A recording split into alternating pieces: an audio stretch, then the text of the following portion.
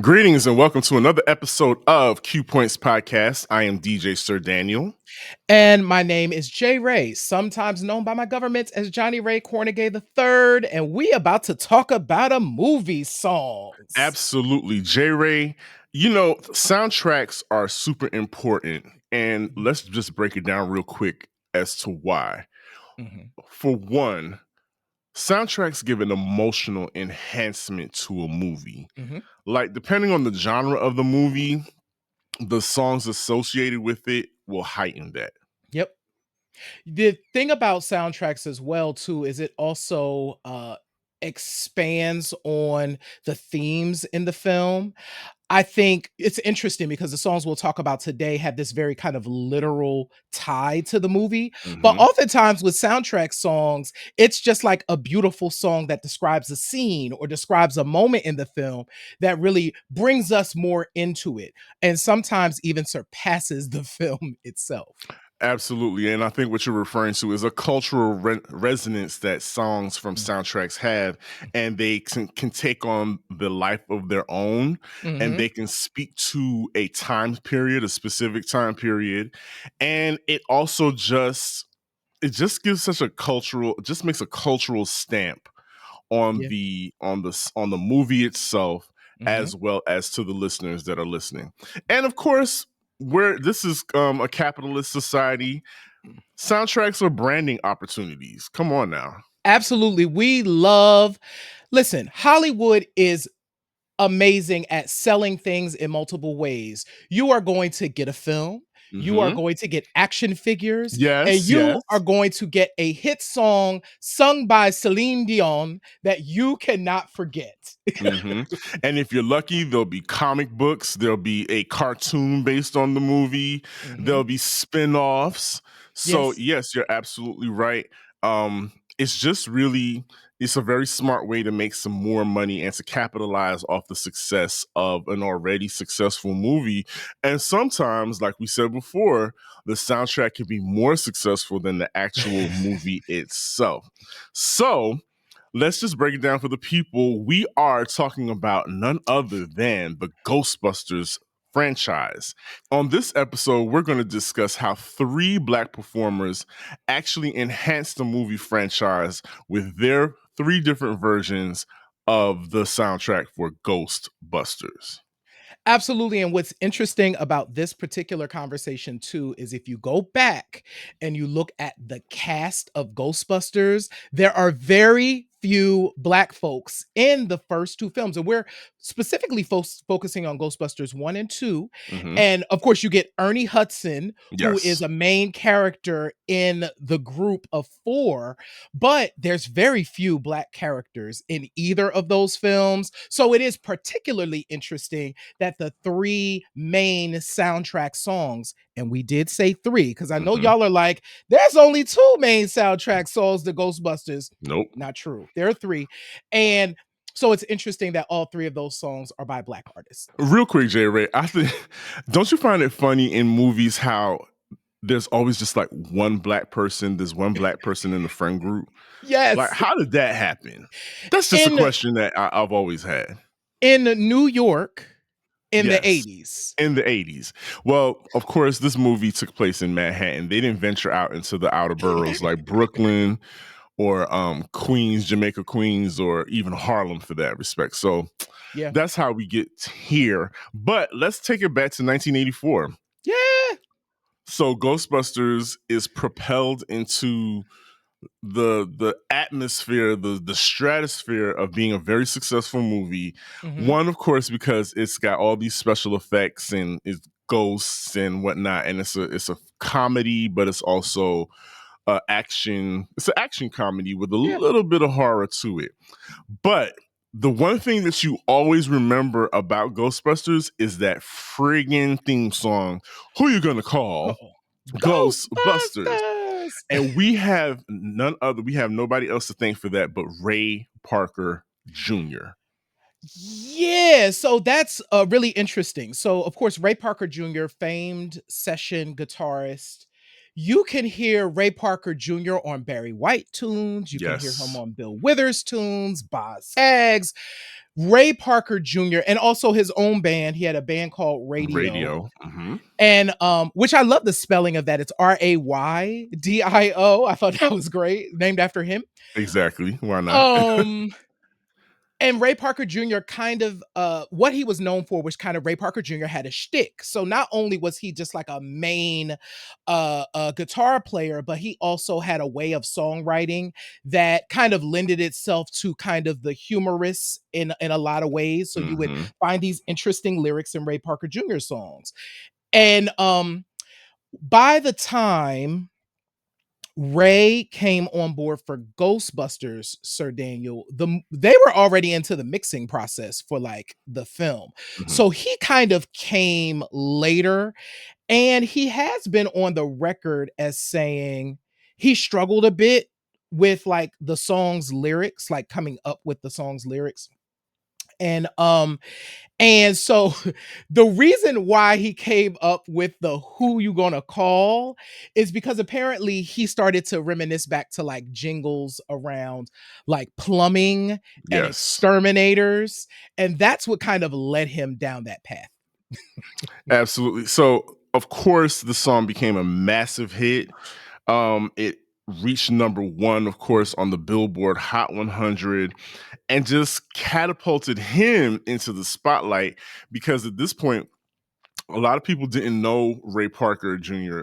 Well, didn't remember him as a part of a group or a Mhm. session writer, things of that nature. So he just became a cultural figure at that point. Yeah. J. Ray, I remember he showed up on "Give Me a Break" Yes. acting. Oh. It was really quite hilarious because Nell Carter's character had the hots for Ray Parker Jr. But anyway, so what was I about to say? Oh yes, songwriting. J. Yes.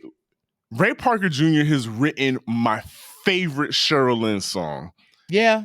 "Shake It Up Tonight." Yeah. I love that song, especially when she did, "I'm going out tonight."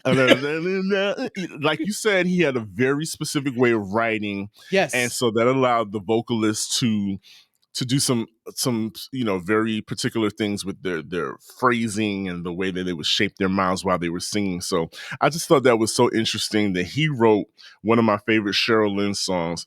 He wrote a song on your favorite Diana Ross album. Yes, he did. That Ray was everywhere. Oh my god. Everywhere. But you know my favorite actually Ray Parker Jr. written song. So then you might know, you might could guess this. But a lot of people do not know that this is a great connection actually. A lot of I know where you're you know where we're going. going. A lot of people do not know that New Edition's Mr. Yep. Telephone Man is actually a cover. Yep.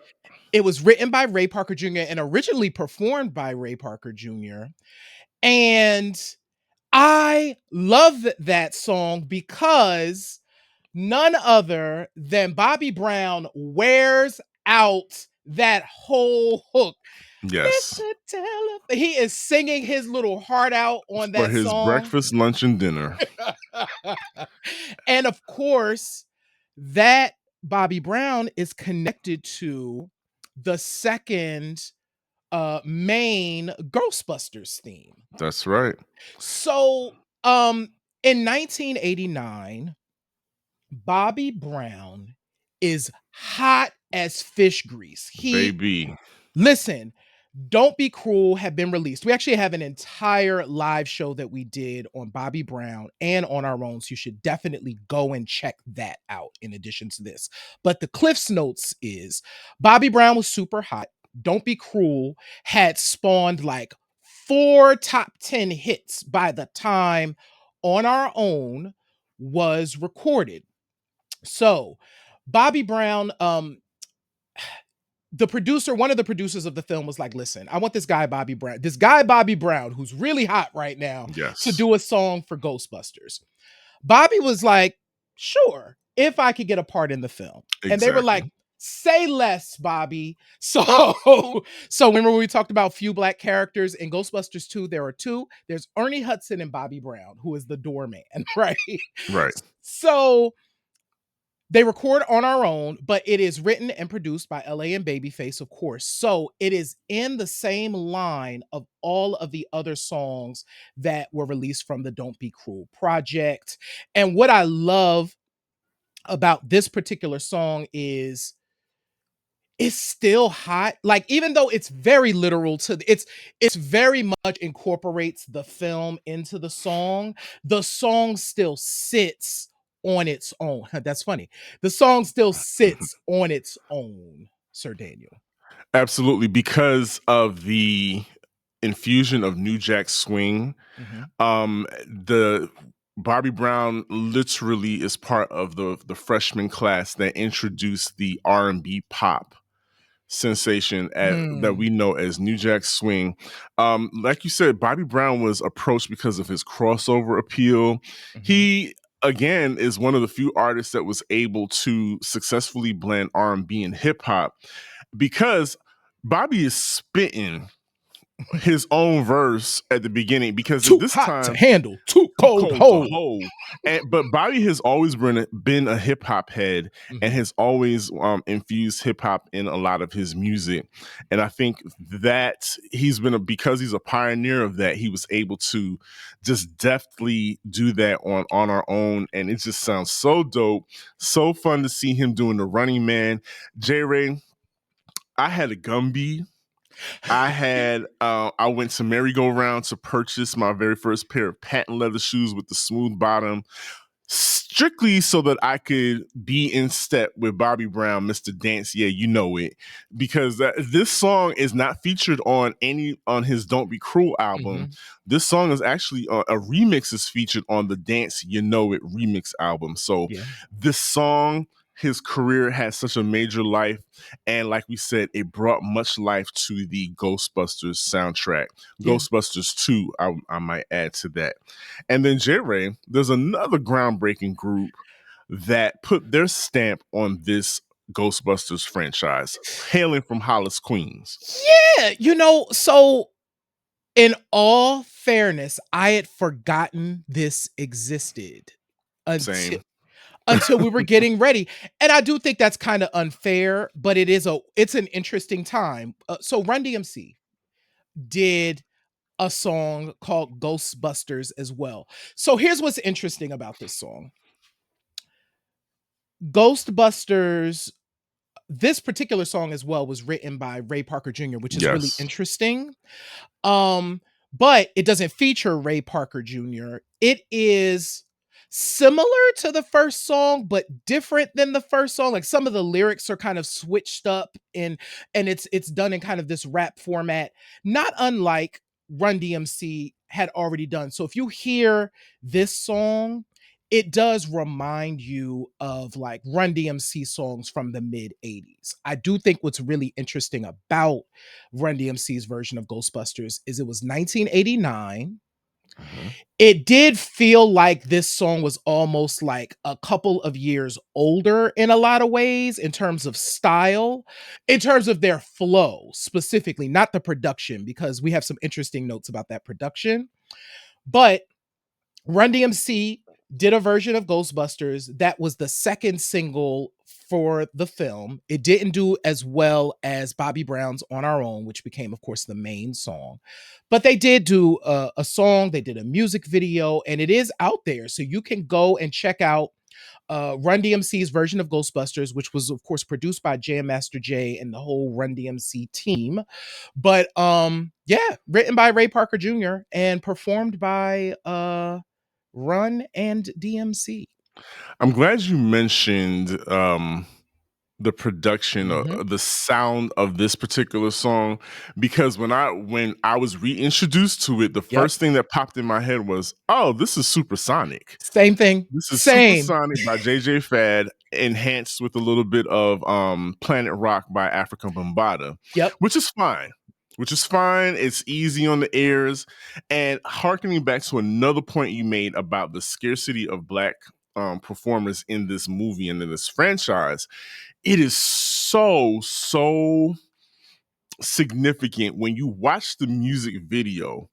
Run DMC's video for Ghostbusters all the stars, particularly the female stars of the movie, come out of a limousine and are escorted by one of the members of Run-D.M.C. But what do each of these female performers have on? These white women? Sigourney Weaver has on a fedora and a gold chain. Annie Potts has on a fedora and a gold chain, and I think maybe a pair of gazelles. And there's another performer, actress that comes out, another white woman, wearing the same thing. So it's like Run DMC's cultural impact Mhm. lent itself to this movie and to these actors because they're trying to appeal to the widest audience that they can. So I just wanted people to realize that when you go and look back, you can see that Run DMC stamped that movie with their appearance and their feature on the soundtrack. But you know, J Ray, before we get up out of here, I want to mention that Run DMC has killed several other soundtracks. Mhm. In 1985, they were featured on the Crush Groove soundtrack, which literally was a movie about them and their journey to superstardom. And of course, the Christmas in Hollis was the Mhm. big hit off of that, and Can You Rock It Like This? Several other songs became hits off of that soundtrack. Of course, they're featured on the Ghostbusters 2 soundtrack, which we just discussed. And then fast forward to 2006, one of their old hits gets revamped and gets some new life in the Fast and Furious Tokyo Drift soundtrack. And we all know the Fast and Furious franchise has like what, 50 movies? Oh my god. Yeah, they're on movie 51 is probably coming soon. Yes, at this point. So Run DMC not only puts their stamp with their music on movies, but they also represent for hip hop, and they also bring a style and a fashion to wherever they go, including the music videos that are enhanced by Yes. these sounds from the soundtrack. Um, Looking at artists like Run DMC, looking at their contributions, we also recognize the importance of soundtracks in the careers of Black artists. I think that when we take a look at certain folks' careers, like we can pinpoint soundtrack songs as like some of their best songs. Mhm. So, Sir Daniel, that is kind of the kind of our final question of the day. For you, what's one of your favorite songs from a soundtrack that's not Ghostbusters? Okay, this is really easy because I was blasting it on the way home last night. I love Tevin Campbell's Just Ask Me To from the Boys in the Hood soundtrack. Great That tune. is quintessential 90s R&B pop, New Jack Swing flavor. It's produced by Al B. Shore. You Mhm. got Chub Rock on the rap Yeah. and a 14-year-old Tevin Campbell singing his heart out. That song always makes me smile because I remember the video is very bright and colorful like 90s videos were. So in my heart, Just Ask Me To is my favorite song from a soundtrack. What's yours, J Ray? Oh my goodness, the one today. Because it changes. It changes. I have a lot of them. But the one today, uh, Hopeless by Dion Ferris. Ooh, solid, solid pick. It Hello morning. Baby, that song is so beautiful from the Love Jones soundtrack, 1997, which is one of the best soundtracks ever released. Because what once again, as we talked about at the beginning, like that soundtrack kind of enhances the themes of the film in a lot of ways. They exist on their own and are separate, Hmm. but yeah, Hopeless just feels like a breezy beautiful Sunday morning where everything is going to be okay that day. And so the song I'm picking today is Hopeless by Dion Ferris. Baby Tate, your mama did her big one on that one. Absolutely. She absolutely did. Well, listen, we've come to the end of this episode of Q Points Podcast, but J Ray, real quick, remind the people how they can follow and subscribe. Absolutely. So you can do a couple of things. Make sure that you definitely visit our website, qpoints.com. There you can sign up for our newsletter. You can also read Q Points Magazine. Wherever you are checking out this show, make sure that you hit the subscribe button and hit the notification bell so that you get notified about other episodes of Q Points. And last but not least, you can support us by checking out our Patreon. You can also visit our store at store.qpoints.com. We really appreciate y'all. J Ray, another amazing episode of Q Points Podcast. But what do I always say? In this life, you have a choice. You can either pick up the needle or you can let the record play. I'm DJ Sir Daniel. My name is J Ray, y'all. And this has been Q Points Podcast, dropping the needle on Black music history. We'll see you on the next go round. Peace. Peace, y'all.